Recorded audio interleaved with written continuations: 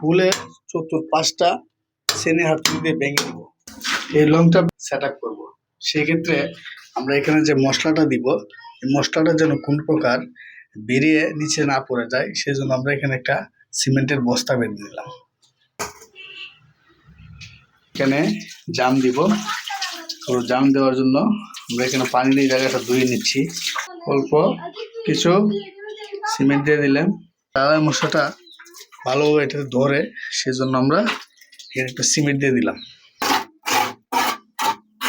Cement দিতে পারেন অথবা গ্রাটিংও দিতে পারেন। জ্যামটা দেওয়ার সময় আপনারা এই হুলের চতুর্পাশটা ভেঙে নেবেন। ভেঙে নিয়ে তারপরে এখানে জামটা দিবেন, তাহলে আপনাদের টেকসই হবে। আর সেইভাবে পাইপে টুকা দিয়ে দিয়ে মশলাটা এর ভিতরে যেন প্রবেশ করে।